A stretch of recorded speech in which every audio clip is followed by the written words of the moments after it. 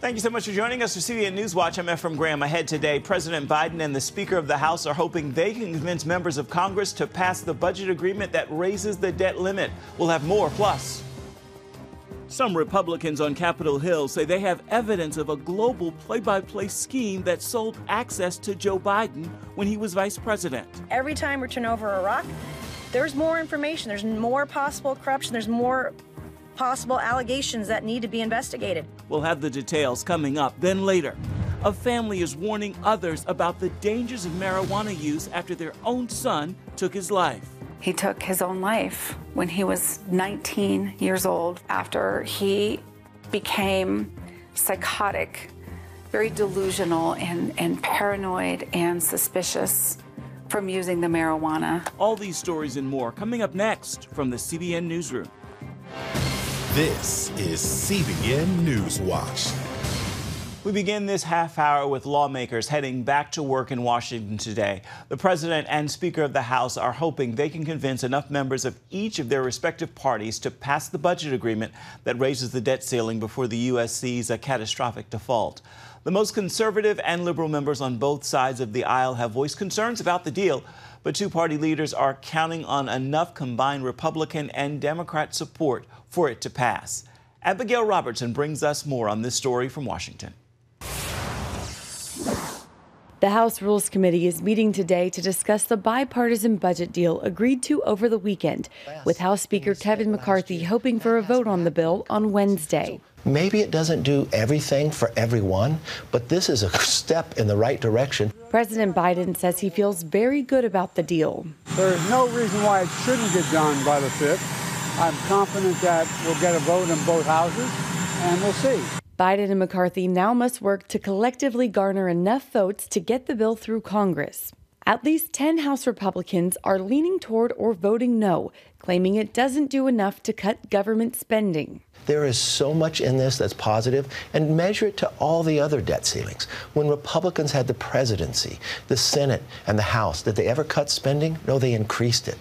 House Speaker Kevin McCarthy claims Republicans scored a historic series of wins in the legislation, including cutting spending year over year in the first time in a decade, while fully funding national defense and veterans' health benefits, clawing back $30 billion in unspent COVID relief funds, and achieving work requirements for welfare programs.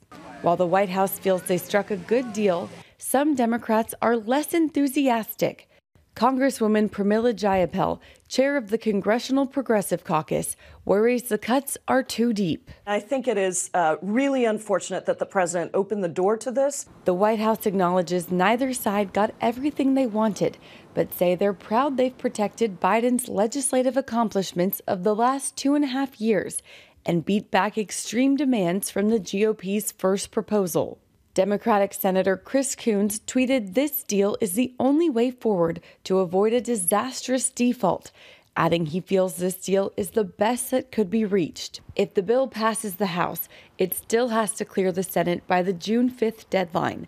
Senate leaders say they plan to act swiftly to keep the U.S. from an unprecedented financial disaster next week. Abigail Robertson, CBN News. Russia is blaming Ukraine after several drones damaged some buildings in Moscow Monday. Russian air defenses stopped 8 of those drones converging on Moscow. This all while Russia has been continuing on its relentless wave of daylight and nighttime bombardment on the capital of Ukraine. Moscow's mayor says the drone attack caused insignificant damage to several buildings and 2 people received medical attention, but no hospitalization. Ukraine has not responded to the drone attack claims from Russia. Russia's Interior Ministry issued an arrest warrant for Senator Lindsey Graham, citing his comments on the fight in Ukraine. Last Friday, Graham met with Ukrainian President Volodymyr Zelensky in Kyiv. Zelensky's office released an edited video of the meeting showing Graham saying the Russians are dying.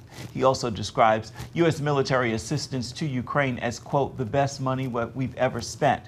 While the remarks appear to be in different parts of the conversation, Zelensky's office put the comments next to each other, sparking Russian anger. Graham says he views the arrest warrant from Vladimir Putin's government as a badge of honor. With summer just around the corner, doctors are warning against too much sun exposure in the hot months ahead. Medical reporter Lori Johnson shows us the most dangerous kind of skin cancer and how you can protect yourself and your loved ones. Melanoma, the deadliest type of skin cancer, usually begins as an abnormal mole. If left untreated, it can grow deep into the skin and travel along the lymphatic system or bloodstream and start tumors in important organs like the brain, lungs, or liver. While rates of melanoma have reached about 100,000 a year, related deaths are down to about 8% or 8,000 a year. Early detection is actually the key, because if we could find every melanoma early, we could cure every melanoma. And what people need to do is everybody needs to be aware of their moles. Doctors suggest using the ABCDEs of melanoma to detect a suspicious mole. See a doctor if you find one that's asymmetrical, with an uneven border, is more than one color, a diameter bigger than a pencil eraser, or is evolving. If a biopsy shows a suspicious mole is indeed melanoma, a doctor will likely remove it. UV exposure and ultraviolet exposure from the sun's rays is really the #1 most preventable and avoidable cause of not only skin cancer, but also signs of aging. So things like fine lines, wrinkles, brown spots, loss of elasticity. And just one blistering sunburn during childhood or adolescence can actually more than double your risk of melanoma later in life. A broad-spectrum sunscreen with an SPF of 30 or more helps protect against the sun's harmful rays. Check whether the type of sunscreen is mineral or chemical. The FDA considers the mineral sunscreens to be generally recognized as safe and effective, GRASE. But when it comes to the chemical sunscreens, they're actually calling for sunscreen manufacturers to really take a closer look at the safety of some of those ingredients. That's because animal studies show the chemicals can be absorbed into the bloodstream, and at least one, oxybenzone, could possibly cause hormone disturbances. Doctors say any type of sunscreen is better than none at all, but these products are not perfect, and neither are we. Research shows most people don't use enough sunscreen or reapply it as often as we should. That's why physical sunblocks are also recommended.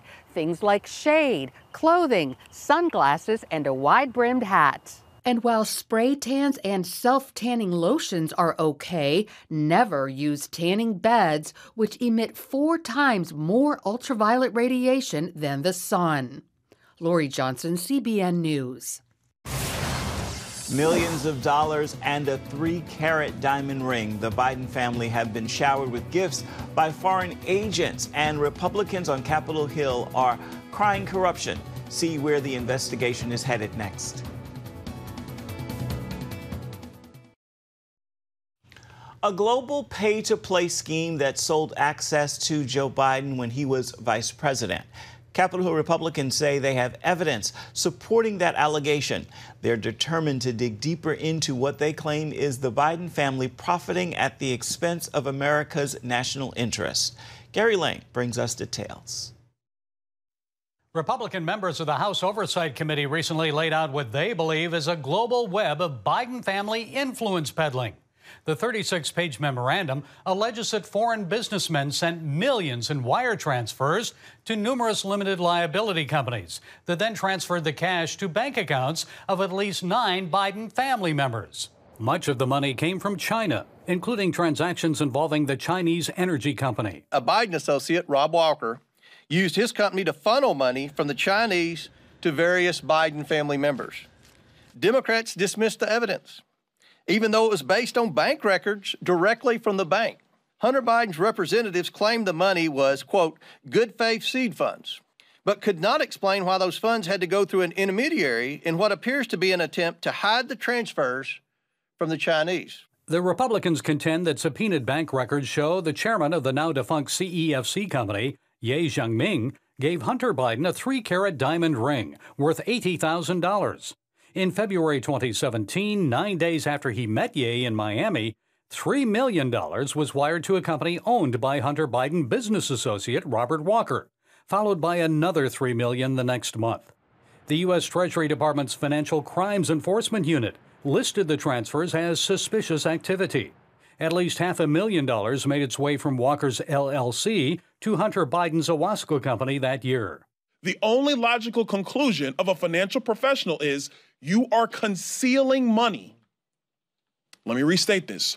You are concealing money from either the IRS or from credit agencies or from other people in general. That's the only reason you set up a structure like this. Former Assistant Federal Prosecutor for Northern California, John O'Connor, sees a troubling pattern. Everything points to criminal behavior. And I think there's plenty there, in my view, to show, number one, money laundering and what they call structuring, having different devices intended to fool the authorities as to what was happening in a corrupt transaction. While the House Government Oversight Committee has not yet declared the money transfers illegal, members are planning additional subpoenas in hopes of uncovering the truth. Every time we turn over a rock, there's more information. There's more possible corruption. There's more possible allegations that need to be investigated. House Republicans charge the FBI is not cooperating with the investigation. That's because the FBI refused a subpoena demanding it hand over a key document tying Joe Biden to an alleged bribery scheme with a foreign national.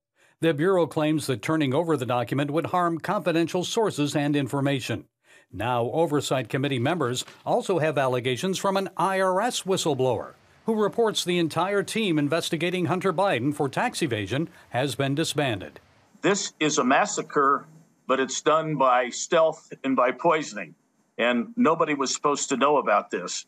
And it really is very bothersome. That's another thing that I think is well within the congressional purview to investigate, because that itself is a form of obstruction of justice. Comer also contends that bank records show Biden family members received a transfer of $1 million from Romanian businessman Gabriel Papadisiu when Joe Biden served as vice president. While Vice President Biden was lecturing Romania on anti-corruption policies, in reality, he was a walking billboard for his son and family to collect money. In fact, the money stops flowing from the Romanian national soon after Joe Biden leaves the vice presidency. So what is the likely outcome of the Oversight Committee investigation? O'Connor believes charges may be brought against Hunter Biden for not registering as a foreign agent, and that might begin to spell trouble for his presidential father. If Joe Biden knew this and participated in the scheme for his son to act as an unregistered foreign agent, corruptly or otherwise, just as an unregistered foreign agent, that pits him as a potentially in the line of fire here. Furthermore, O'Connor believes a special counsel should be appointed immediately. There's clear evidence of a conflict because, after all, Joe Biden's the boss of Merrick Garland. So you have to appoint one. The public is likely to support the appointment of a special counsel.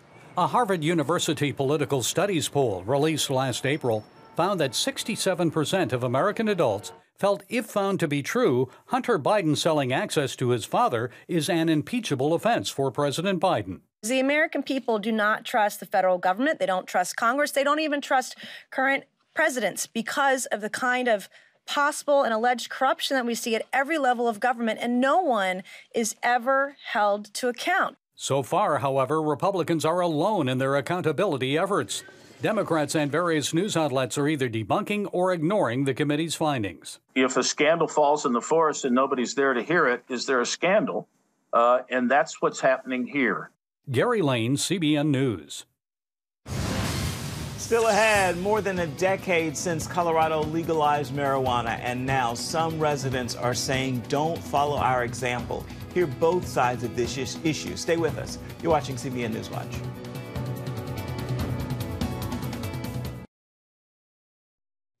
Delusional, paranoid, and psychotic. That's how one young man from Colorado became after 5 years of marijuana use. Eventually, he took his own life. Now, almost 11 years after the state legalized marijuana, his family is warning others about the dangers of the drug. Mark Martin brings us both sides of this controversial issue. Hi, I'm Johnny. I'm the serious one. This is my brother James, the wild one. Johnny was a wonderful young man, He was very smart, had a perfect SAT score in math, 800 out of 800, had a 4.0 GPA all through school. He loved Jesus. We are a Christian family. Behind the accolades, however, a deep struggle came to light. Unfortunately, we live in Colorado, where marijuana was legalized here in 2012 when Johnny was 12 years old. And in 2014, it came out into the dispensaries, and he was 14 years old and in 9th grade. Laura Stack says that's when her son Johnny went to his first high school party and took a hit of marijuana for the first time. And I said, Johnny, I'm really kind of surprised at that. Thank you for telling me, but don't ever do that again. I said, marijuana will ruin that beautiful brain of yours. Stack says she did not dwell on his decision. In my head, I said, it's just weed. I used it when I was a girl. I'm fine. It's no big deal. And I was so wrong. That was the beginning of 5 years of addiction. And sadly, he took his own life when he was 19 years old, 5 years later, after he became psychotic, very delusional and paranoid and suspicious from using the marijuana. 3 days before he died, Stack says her son issued a warning. He said, Mom, I just want you to know you were right. And I said, about what? And he said, about the marijuana. He said, you told me that it would hurt my brain, and it's ruined my mind and my life, and I'm sorry. And I love you. And 3 days later, he was gone. Now Stack and her husband John travel around the country, sharing Johnny's story and his warning about marijuana. They started the nonprofit Johnny's Ambassadors with the goal of preventing young people from using the substance by enlisting ambassadors to get the word out in their communities. We try to talk to parents and teens about what happened to our son and the dangers of these new products that are on the market, that they're not the same. It's not just weed. They're very high potency. This is not your Woodstock weed. We're seeing products up to 99.9% pure THC. And if you smoked marijuana 20, 30 years ago, you wouldn't even recognize these products. THC is the major psychoactive component in cannabis. It's the main trigger behind marijuana's effects on a person's mental state. Dr. Kevin Sabet is the former drug policy advisor to 3 presidential administrations. We're seeing huge rates of mental illness in places that have legalized marijuana and have normalized it. Very large increases in emergency room admissions, accidental poisonings, people getting these edibles, because today's marijuana is not your old joint. It's coming in gummy bears, cookies, candies, lollipops. The CDC finds 3 in 10 marijuana users are unable to stop using, even though it causes them health and social problems. We spoke to Executive Director of the Rocky Mountain High Intensity Drug Trafficking Area, Keith Weiss, about the state's accidental marijuana poisonings. So a 56% increase last year as far as of unintentional poisoning by marijuana use of all ages. That's huge. Yeah. So, and it could be attributed, I believe, to the higher THC products that we're seeing more and more evolve out there. Still, the head of the National Cannabis Industry Association, Aaron Smith, defends the safety of the industry. We want our industry to be treated fairly like any other legal industry in the country. Cannabis is by far safer than alcohol by every measure. Voters have come to realize that and support laws that have put in place industries state by state. While Smith describes business in Colorado as strong, he also acknowledges a downturn in sales. We had sort of a bump in sales during COVID when people were out of work, staying home. Probably more impactful than that is just inflationary pressure that's affecting everyone. According to the Denver Gazette, Colorado cannabis sales have been decreasing dramatically for months after the state experienced a pandemic high. In 2022, Colorado brought in $325 million in cannabis tax revenue, and that's a drop of $100 million from the year before. Another trade association, the Marijuana Industry Group, recently reported that Colorado recreational and medical marijuana sales figures showed a continued steep sales decline. Illegal cannabis is not taxed. It's not tested for potency, and so it's typically cheaper. In these days, more consumers are going into the criminal market. To Laura Stack, even the legal marijuana market is dangerous. She learned after her son's suicide that he went behind his parents' backs and got a medical marijuana card. People always try to tell me, oh, you know, he got bad weed or it was black market weed. And it's like, nope, he bought it in a legal dispensary. These are legal products. He had a legal card. And unfortunately, in him, it caused mental illness and suicidal thinking that eventually caused him to take his life. Stack does find consolation in her mission of warning others, especially when students come up to her following school assemblies to tell her they're using and they're going to try to stop.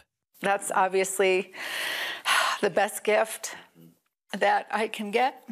And I hug them and ask them if I can pray for them and give them my contact information. And I just think that it is changing lives. Her army of Johnny's ambassadors now has grown to over 10,000 across the country. Mark Martin, CBN News, Colorado. Stay with us. Your Tuesday Tweetable is coming up next.